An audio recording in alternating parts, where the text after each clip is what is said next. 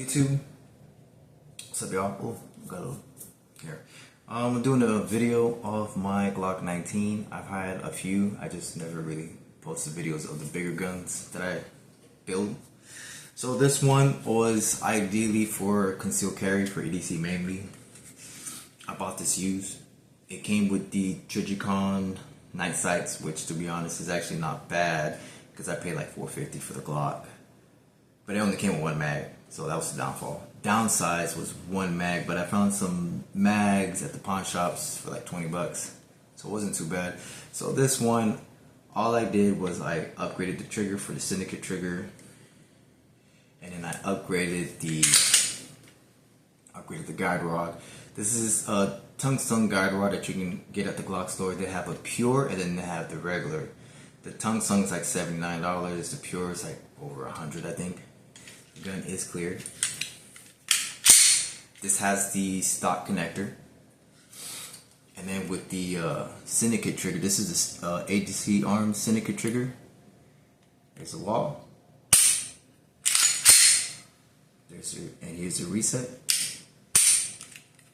I had a Glock 27 that had this similar trigger, had the same trigger, had the connector upgraded, and it shot like, it felt like a 9. It was great.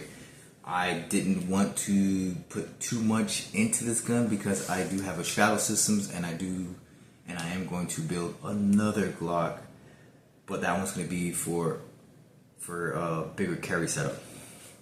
So ideally for this one, I thought about running it with the Radiant, so I did get the Olight. I found the Olight Turbo on eBay.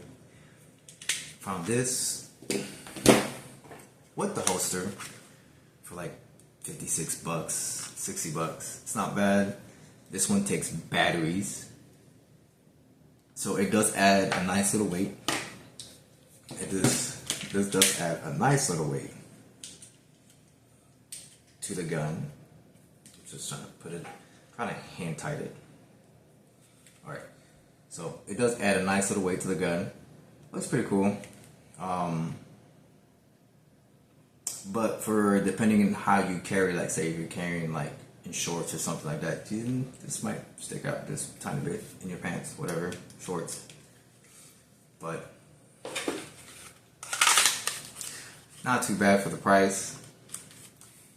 And then I found another holster in case if I want to run this with like an appendix carry.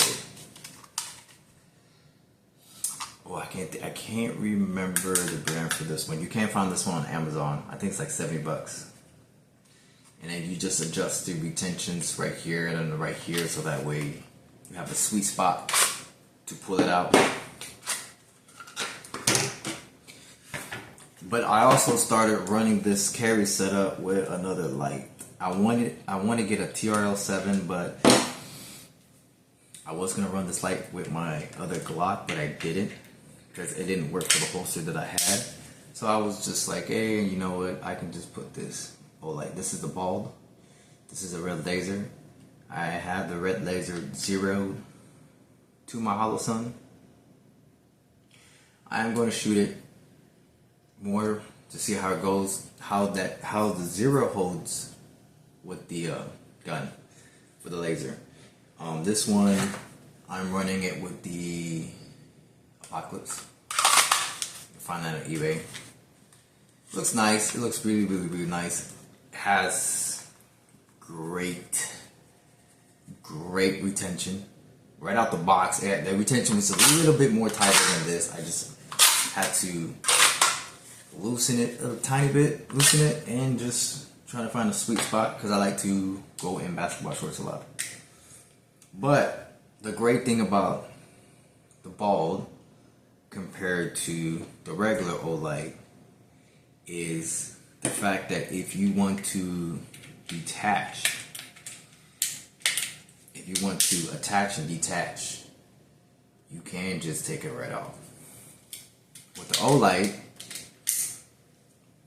you have to unscrew it. But you know, the Surefire Turbo has a quick detach system as well, but you have to remember, you know, this is a $79 light versus a $300 light. A $79 light that you can get a light, the holster, and probably another holster, and how you want to carry it versus, you know, you pay $300 for a Surefire light and then, you know, cough up another $100 for another holster, so that's like $400 right there versus just, you know, you paying like $150. And then you get more, you buy this is not a like cheap brand, this is a decent brand, a good brand, but you get more options to put more money into your carry setup. And then I'm also running this with the Versa. This is the Versa carry. Believe it or not, I'm gonna put this close so that way you can hear it. It does lock. Retention's not bad. I'm not shaking that crazy. Well, maybe I can shake it crazy. Retention's not bad, but once you put your body onto it, it's not gonna go nowhere. So this one came with one 15-round mag, and I bought a whole bunch of mags because I'm horrible at doing stuff like that.